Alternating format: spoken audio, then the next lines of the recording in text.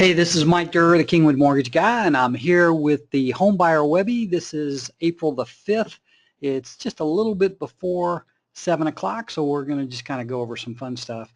But this particular session, I think, is one that I've had a few people ask me about, and I'm not sure that everybody pays attention to this, but it's 6 tips to help you buy a home that makes you money. And here's why I think this is important. There are a lot of people out there that are buying a home for the first time, and they clearly don't know some of the subtleties of buying a home that's going to make you money. And from an investor standpoint, this is we're going to come from an investor standpoint where there are opportunities out there, just like if you were going to be buying a home to flip or to buy and occupy for 2 years and sell, and that you'd make money. And I can tell you there's nothing wrong with keeping the mindset of an investor when you're getting ready to buy a house. Now, there are some extremes, and you're going to see some of the slides that I have tonight that are a little over the top, but some of this comes from, well, a big portion of it comes from Dave Ramsey, and Dave Ramsey is I don't know, he probably is still investing in homes today. A great place to invest. Now, you invest in a lot of things, but homes is one of them. And the other thing is that there are just some common sense things that if you think about them, make a lot of sense. And the one thing that I will tell you is that in some circumstances, you get caught up in not doing anything to a home. You want to move in a home and not have to do anything. And if that's you, well, this is probably not going to be exactly right on target. But if you are looking to get in a home and you're willing to put a little elbow grease to it, the opportunities for you are going to be pretty darn good if you pick or you take advantage of the 6 tips that we're going to give you tonight.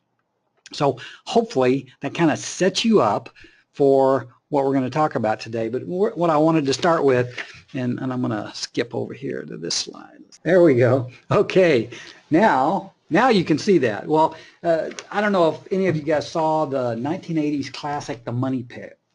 The Money Pit starred Tom Hanks, a young Tom Hanks, I might add, and Shelley Long. And here's kind of like the plot. Tom Hanks and Shelley Long are a boyfriend and girlfriend. She has an ex-husband.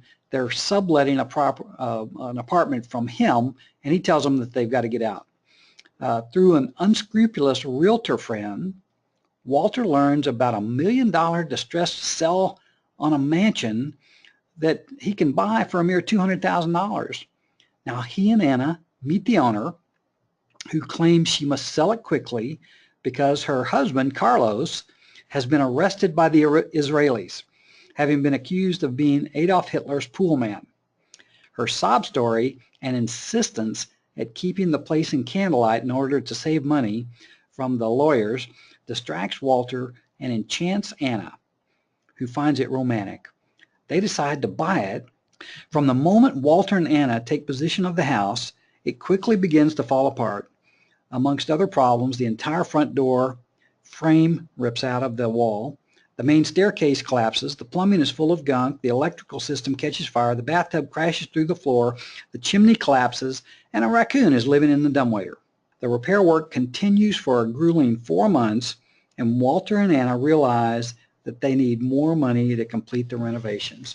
So this is one of those plots that can happen, and I find a lot of times when people are looking at buying foreclosures or getting a deal on houses. Well, let me tell you, there are situations like that I love the part where it says, Anna, who finds it romantic, and Walter's distracted with the story. And you know, it's not to say that there aren't stories about houses, and there are good deals out there, but you got to be careful, because what a con guy will try to do is will try to distract you with something that really doesn't matter, and he's trying to get in your pocket. So anyway, this is just one of those things which you want to keep in mind. I think that's a good story. Okay, it is 7 o'clock, so we're going to get started. I am Mike Durr, the Kingwood Mortgage Guy, and we're going to get started right now. If you needed to reach me, my number is 281-348-9899. I'd love to talk to you. and how to buy a home that makes you money. And I just talked about the money pit. There's a couple of good pictures. Shelley Long, if you didn't know who that was, that is her right there. For those foreclosure seekers, this is a must-see. Now, the only reason I say that is because it seems like such a wonderful idea to go look for foreclosures. But I got to tell you, unless you're seasoned at looking for houses, looking at houses, have plenty of money, cash to buy a foreclosure, it's going to be hard. I mean, I can tell you that it's a lot of times it's more trouble than it's worth. And I can tell you that from both ends. I'm trying to finance some and also trying to buy some. All right, so the number one tip, and you've heard this before, it's a classic: location, location, location. And when you're looking at buying a house that's going to make you money, particularly if you look back over the last couple of years, when we say location, we're talking about the neighborhood, we're talking about the school district, we're talking about close to shopping, close to your work, close to freeways. Those are all things people like. And when I want to point out the close to work things. Now, I've in the jobs that I've had in Houston, it seemed like the first 15 years that I lived here, I had to drive over an hour to get to my place of employment. And just the cost of the gasoline and the wear and tear on the car and the extra hour each way that I spent, I was willing to do what it took, but it wore me down. And I can just tell you that I'm living a little bit of nirvana right now when my house and my office are no more than 5 minutes away. It's a very positive thing. It would be very difficult to get me to go do anything else. So that is one of those things that's really important. Why are school districts important? Well, school districts are important because people want to bring their kids up and have them go to good schools. They want to be safe schools. They want to be well educated in the public school districts. And there are some public school districts that are superior to others. So if you buy in that area, then you have a better chance of that property that's in that area appreciate. And are the school taxes a little bit higher? Yes, they are. But guess what? That is not a big deal to somebody that's looking to bring up their children. It's a small additional cost when you compare that to being in an area where the school districts aren't so good. Okay, neighborhoods are different, and in Kingwood alone, and in Humble and Atascocita, each little subdivision has its own characteristic. It's really important that you're aware of the characteristic of each one of those little subdivisions because it makes a difference in how they're going to appreciate. And then finally, close to freeways, an example that I can tell you that's in Kingwood is that if you live in the back of Kingwood, that used to be a matter of prestige. But what I hear more today than I hear about the prestige is how long it takes to get from the back of Kingwood to Highway 59. And for the people that live closer to the front, all of a sudden that it's become more, the property values have become more valuable because you're closer to the highway. It's easier to get out. You can go faster. And in our day and time, that's an important thing. So that is number one. Location, location, location is an absolute critical factor. Beware of too many homes for sale in the same neighborhood. You can go into a neighborhood and if you're looking at this picture that we've got right here where all these homes are for sale. I was trying to figure out what this guy looked like. He's got his, he's doing the lawn. Anyway, this is not a good sign. Too many homes for sale. What could be wrong? What could be wrong here that everybody wants to sell pretty much all at the same time? Well, it could be crime. It could be there's a toxic waste dump somewhere. Maybe some news came out that something was going to happen to this neighborhood. There could have been a government rule change, and who knows what that could have been. Whatever, you can tell that if this many people are looking to sell all at the same time, there's some bad news going on there. And so this is probably not a great place to move into if you're thinking about selling and trying to make some money on this particular property. That's pretty self-evident. So let's move on to number two. Number two, home size. Is bigger better? Well, just a little bit of a stat.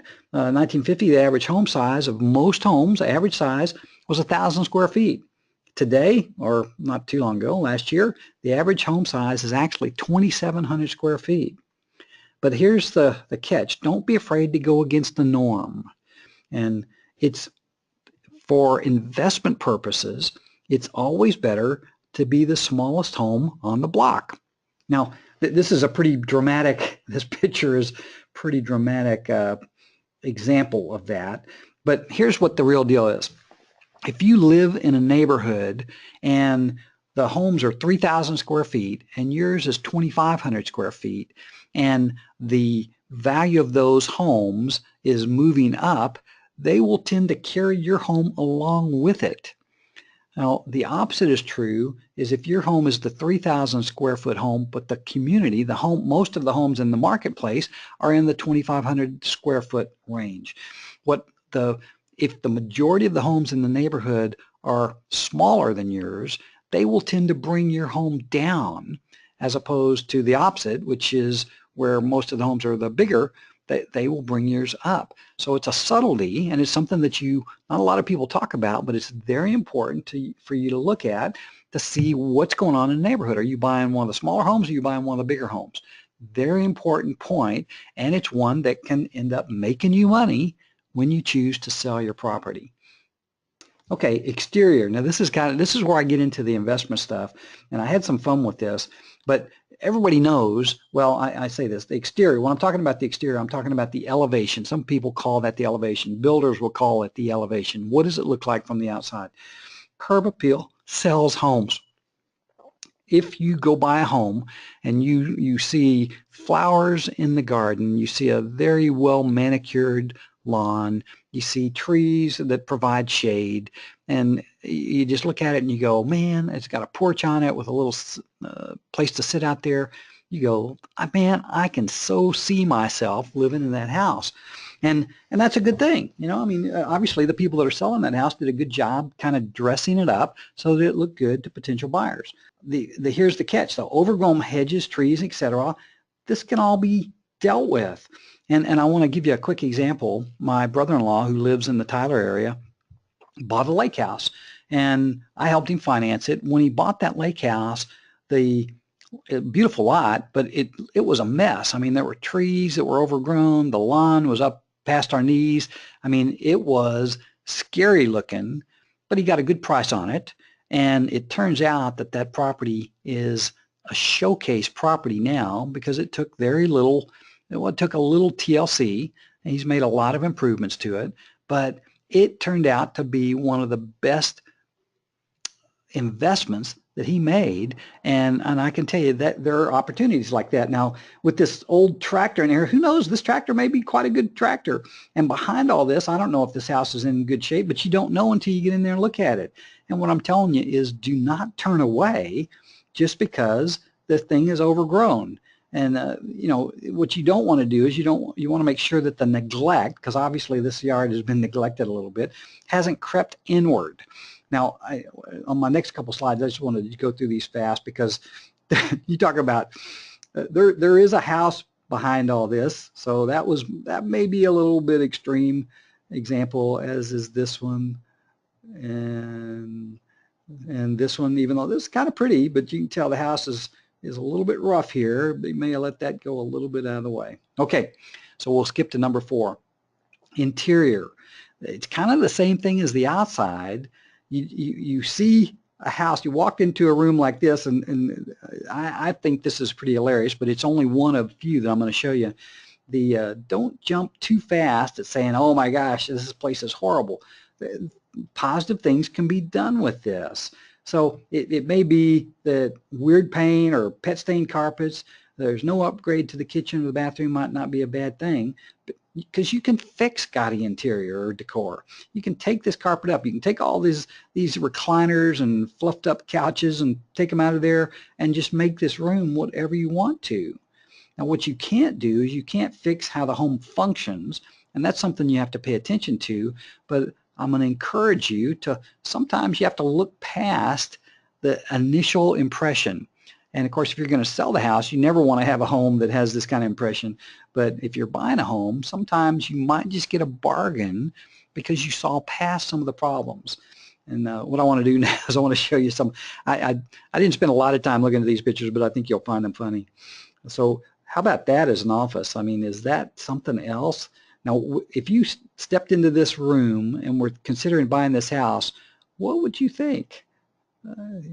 Maybe the guy is going on safari, or maybe he went and he brought back all this cool stuff. I don't know, but that would give me a little, well, there's a dramatic event when you see that property. How about this one? Is this guy in the circus or what? Yeah, it could be. I love the luxurious chairs there. How about this one? It's like, I think there was a movie that had a home that had this thing. I mean, you could almost stand in there in a plaid suit and nobody'd ever be able to find you. Here's one. This one's, I'm not sure what the guy was trying to do here, but it looks a little bit African, Egyptian, or something. But again, if you walked in a room like that, would you want to buy that house? It might put you off. Okay, so let's get down and talk serious now. Condition of the home. This is a big one because this is stuff that you have to maybe let somebody else that's an expert do for you. And what I put here is the best Murphy detector is a home inspection. And it's a great way to avoid making a mess out of buying a home. And let me tell you, when you make a mess on buying a home, it ends up costing thousands of dollars. So the home inspector, and most everybody does this, but this is just an encouragement to do it again. He's going to check the foundation. He's going to check the plumbing. He's going to check the electrical stuff. He's going to look at the heating and the air conditioning. He's going to check the roof. He's going to look for water damage. And if you're smart, you'll get somebody to go out there and do a pest or a termite control too, or a termite inspection. So you don't want to make those early mistakes. And this is, you know, it's anywhere from $300 to $500 to get an inspection these days, but it's good money. It's money well spent. It's a good investment. All right, so let's see what number 6 is. Number 6 is the price. Now, this last 2 years, the market has been kind of interesting. It's in the 250 and lower range. The homes are going really fast. If it's 125 to 200, I mean, you're likely to have multiple offers on that, and there's not a lot that you can do in regards to making an aggressive offer when you're kind of in bidding line.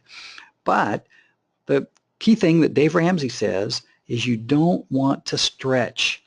You want to put down as much as you possibly can, as much as you're comfortable putting down. You always want to get an experienced realtor who knows how to do the comps in the area. And you always want to look for an expert negotiator.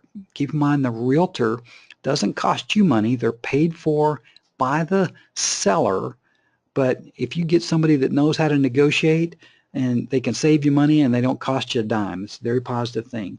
And the big thing that you don't want to do is you don't want to overpay, even if it's in a competitive bidding situation. And a lot of people fall in love with houses. Well, let me tell you, if you fall in love with houses, it's going to be harder to make money because you're going to pay more and you're going to lose some of the equity that you possibly could have had. So I thought that this was really good information so that you could take a look at these houses with a whole different eye. Let me tell you, I'm here, Kingwood Mortgage Guy. I want to make sure that if you have any questions, I'd love for you to call me at 281-348-9899. What I didn't mention is most of the people that I asked for people to rate me and tell me how I did. I've been getting a lot of good reviews, and it's because I've got a good team and we really care. So this is Mike Durr, the Kingwood Mortgage Guy. I hope you enjoyed the Homebuyer Webby. I think you can use this information to help you make money when you buy the next house. That's it.